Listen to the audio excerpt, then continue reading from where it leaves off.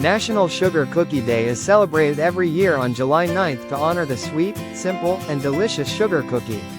These cookies, made from basic ingredients like sugar, flour, butter, eggs, and vanilla, have been a favorite treat for generations due to their soft texture and sweet flavor.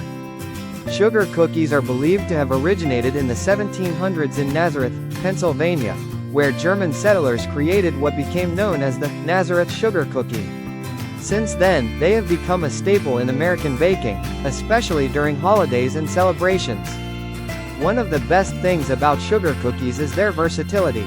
They can be enjoyed plain, topped with sprinkles, or decorated with colorful icing, making them perfect for festive occasions like Christmas, Halloween, or birthdays.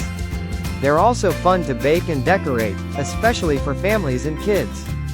On National Sugar Cookie Day, people celebrate by baking fresh batches at home, sharing them with friends and family, or enjoying them with a cup of tea or coffee.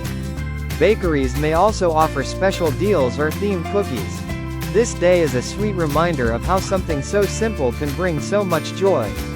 It's the perfect excuse to indulge in a classic favorite.